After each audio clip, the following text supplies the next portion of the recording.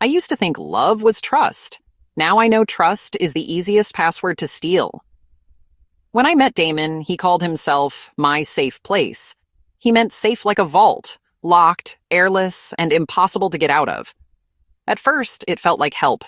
He handled the online bills, booked my hospital appointments, ordered my medications. I was grateful. I told everyone he was a godsend. Then, little things started to vanish. My phone stopped buzzing.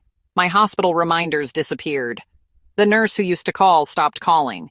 When I asked Damon, he'd smile and stroke my hand. "You're tired, babe. I told them you need rest." I believed him, because believing him was easier than believing I'd lost control of my own life. The cameras came next. He said they were for safety. Small black dots above every doorway, a blinking eye near the bed. "So I can check on you if you fall," he said. Sweet, right? Until I realized they were never off. I once whispered to my friend over video chat, and he burst into the room 2 minutes later, furious. "Why are you talking about me?" That was the day I learned that even silence could be monitored. He controlled everything with apps, lights, thermostat, even the charger on my chair. If I argued, he'd accidentally disconnect it overnight. Sorry, power cut. But only my chair ever lost power. I stopped calling it an accident after the third time. Money? Gone. He changed the online banking password for convenience. My disability benefits started arriving in his account. When I complained, he'd sigh. "You don't like dealing with numbers anyway?" Medical decisions? Gone too. He'd ring the hospital pretending to be me. "She's too unwell to come in today." It wasn't true, but every call he made cost me another month on the waiting list. He made my world small enough to fit in his phone. One night I tried logging into my email. Password rejected. Another try. Rejected. A chill spread through me. That inbox held everything. Medical records, correspondence, my few friends. I looked over at Damon on the sofa, scrolling, smirking. "Forget your password again?" "Did you change it?" "Don't be paranoid," he said. "You really need to rest that mind of yours." That's when I realized he wasn't protecting me. He was rewriting me. The next morning, I searched for my phone. Gone. He said I must have misplaced it. Later, I saw it half hidden in his jacket pocket. I remember thinking, if he can hide my phone, what else can he hide? So I started counting things. 1 bottle of medication short. 1 canceled physiotherapy appointment.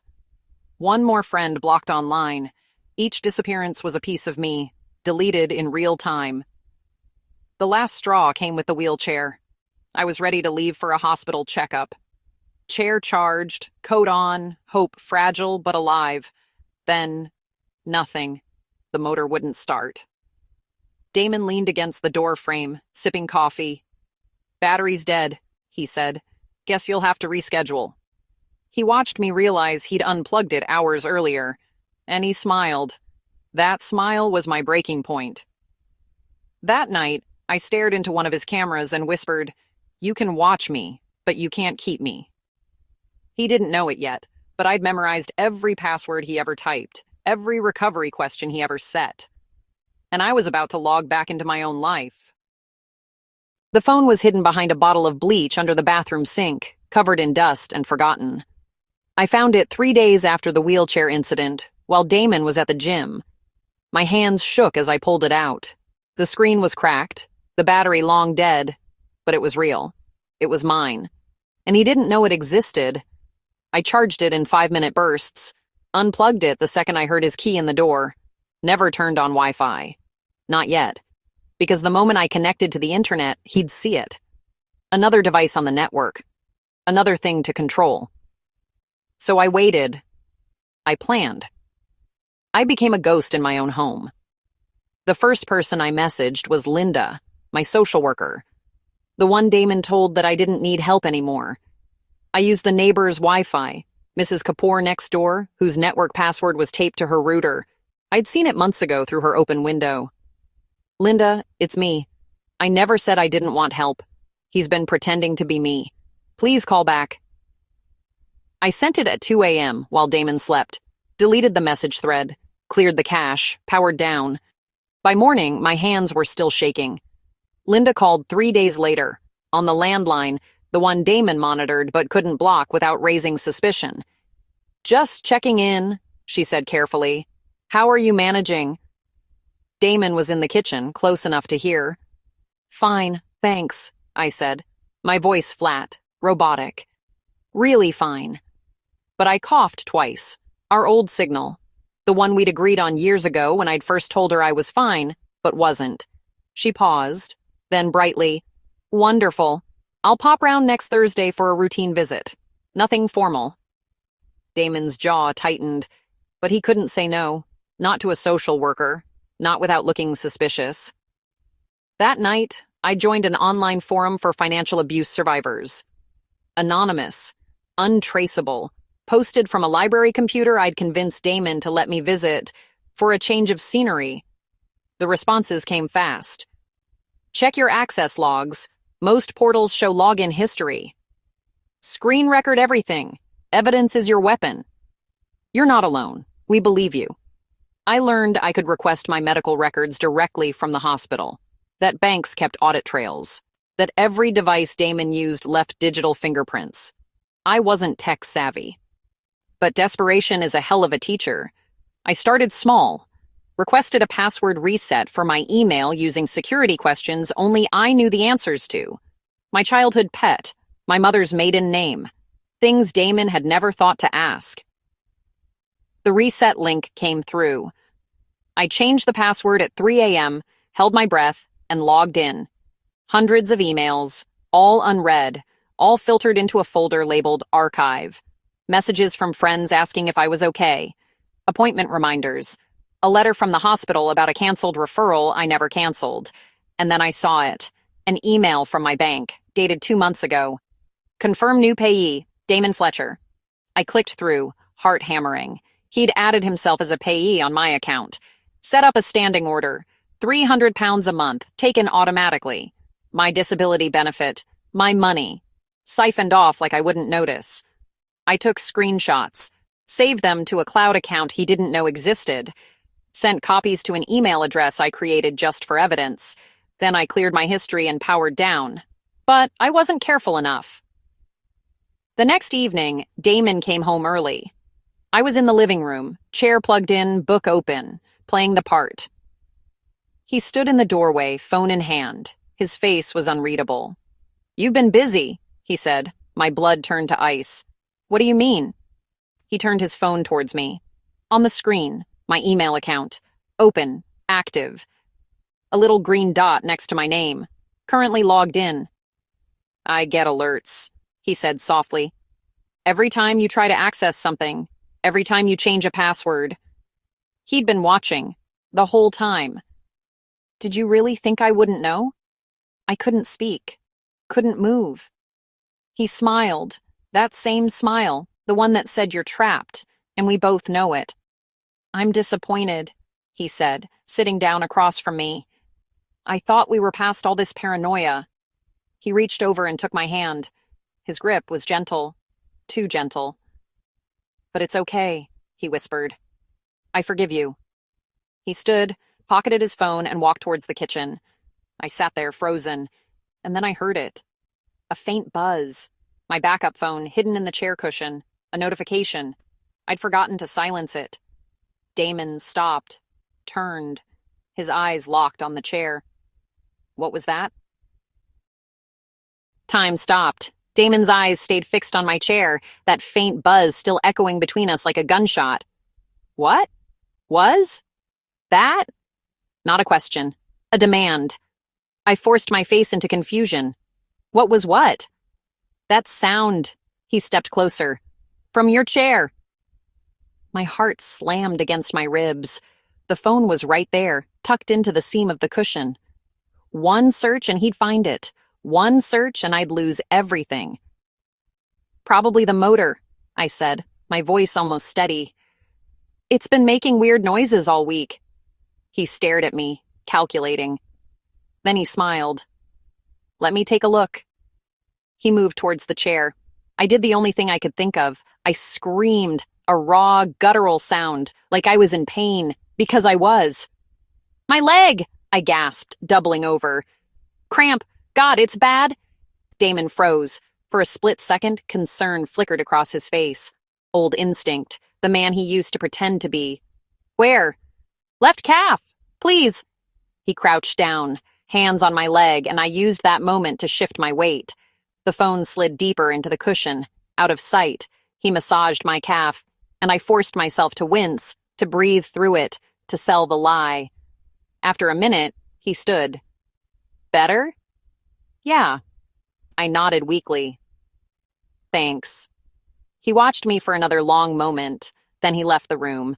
I didn't move for 10 minutes, didn't breathe properly until I heard him upstairs. That night, I knew I was running out of time.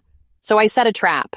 I created a fake email account, sent myself a message from a made-up solicitor's office. Dear Ms. Kelly, we are pleased to inform you that your compensation claim has been approved. The settlement amount of $47,000 will be transferred to your account within 14 working days. Please confirm your bank details. I left it in my inbox, made it look official, added fake letterhead I designed on a library computer. Then I waited. 2 days later, I checked the activity log on my email account. Accessed, 11:34 p.m. IP address, home network. He'd read it. While I slept, he'd gone through my emails and found the bait. I almost smiled. The next morning, he was cheerful. Too cheerful. Sleep well? He asked, making coffee. Fine. That's good. He kissed the top of my head. You deserve rest. You've been through a lot. I said nothing. That afternoon, while he was at work, I logged into my bank account. The real one, using the password I'd reset. And there it was, a new payee request, submitted yesterday. Recipient, D. Fletcher. Amount, $47,000 status, pending approval. My breath caught. He'd actually done it. Tried to transfer money that didn't exist, but the request needed my confirmation. A text code sent to my phone. The phone he controlled. I could see his plan. Wait for the settlement to arrive. Intercept the confirmation code. Transfer the money before I even knew it was there. Except the settlement wasn't real. But his attempt to steal it was. I took screenshots. Every screen. Every detail. Saved them to 3 different cloud accounts with passwords he'd never guess. Then I called the number Linda had given me. A helpline. A woman named Priya answered. I need help, I said quietly, and I need someone to witness what's about to happen. Priya didn't ask questions. She just said, I'm listening. I told her everything. The cameras, the passwords, the money, the fake settlement. Can you come to my home? I asked. Tomorrow, 2:00. He'll be here. I need someone to see this. I'll bring a colleague, Priya said, and we'll document everything. I hung up before I could lose my nerve. That night, I installed screen recording software on the backup phone. Free, simple, silent. I positioned it on the bookshelf, angled towards the computer desk. Hit record. Then I played the role I'd perfected, tired, helpless, compliant. Damon had no idea he was being filmed. At 9 p.m., I watched him open my email, watched him check the fake settlement message again, watched him Google solicitor firm London compensation to see if it was real. He looked so focused, so careful, so guilty. The recording captured everything, his screen, his face, the theft in real time. I stopped the recording at midnight, uploaded it to the cloud, sent copies to Priya and Linda. Then I deleted the app and hid the phone again. I should have felt victorious. Instead, I felt terrified. Because the next morning, I woke up to find my chair unplugged, my main phone missing. The thermostat turned down to freezing. And Damon standing in the doorway, holding something in his hand. The backup phone. Looking for this? He said softly. My entire body went numb. He stood there, turning the phone over in his hands like it was evidence at a crime scene, which I suppose it was. Found it this morning, he said, voice calm. Too calm. Fell out of your cushion when I was tidying up. Liar. He'd been searching, hunting. Funny thing, he continued, stepping closer. It's been used recently, charged, messages sent, recordings made. My mouth went dry. He laughed. Don't insult me. He held up the phone. I've seen everything. The emails, the social worker, that pathetic fake settlement. He crouched down in front of my chair, eye level now. His voice dropped to a whisper. Did you really think you could outsmart me? Here's what's going to happen, Damon said, standing. You're going to call Linda. Tell her you made a mistake, that you were confused, medication side effects, whatever. He pocketed the phone. And then we're going to forget this ever happened. Because if you don't... He gestured around the room, at the cameras, at my chair, at everything he controlled. Well, accidents happen. He didn't go to work that day, called in sick, said he needed to keep an eye on things at home. Keep an eye on me. I sat there, shaking, trying to breathe. He had the phone. He had the evidence. He had everything. Except he didn't. Because Damon had made one critical mistake. He assumed the phone was the only copy. At 2 p.m. exactly, the doorbell rang. I heard Damon's footsteps upstairs. Fast. Heavy. Who is that? He called down. I don't know, I lied. He appeared at the top of the stairs, face tight with suspicion. The doorbell rang again. He went to answer it. I heard voices. Professional. Firm. Mr. Fletcher, I'm Priya Kapoor from Adult Social Services. This is my colleague, James Lindell. We're here for a welfare check on Ms. Kelly. She's fine, Damon said quickly. Really, this isn't necessary. It's mandatory, Priya interrupted. We've received concerning reports. They entered. Priya saw me first. Her eyes did a quick assessment, the unplugged chair, my pale face, the camera blinking above the door. Can we speak privately? Priya asked. She's more comfortable with me here, Damon cut in. Mr. Fletcher, James stepped between us. This is a private assessment. Please wait in another room. For a moment, I thought Damon would refuse. His jaw clenched, hands balled into fists. Then he smiled. Of course, I'll be right upstairs if you need me, babe. The second he left, Priya moved closer. We got your messages, she whispered. All of them. We have the screenshots, the recordings, everything you sent us. Relief flooded through me so fast I nearly sobbed. He found the phone, I said. He took it. We know. We watched the cloud uploads happen in real time. James pulled out a tablet. We've also been in contact with the police and your bank. James photographed everything. The cameras, the disabled chair charger, the thermostat. Then Priya made a phone call. Quiet. Quick. 10 minutes later, 2 police officers arrived. I heard Damon's voice spike with panic. What's going on? Why are the police here? Mr. Fletcher, one officer said, we need to ask you some questions about financial irregularities on Ms. Kelly's bank account. You submitted a transfer request for £47,000 from her account to yours. Silence, long and damning. That was a mistake, Damon said finally. I was just helping her manage. It's fraud, Mr. Fletcher. She asked me to. No, I said, my voice cutting through the room like glass. I didn't. All eyes turned to me. I looked at Damon, really looked at him, and for the first time in months I wasn't afraid. I never asked you to steal from me, lock me in, erase me. His face crumbled, then hardened. You're sick, he spat. You need me. Without me, you're nothing.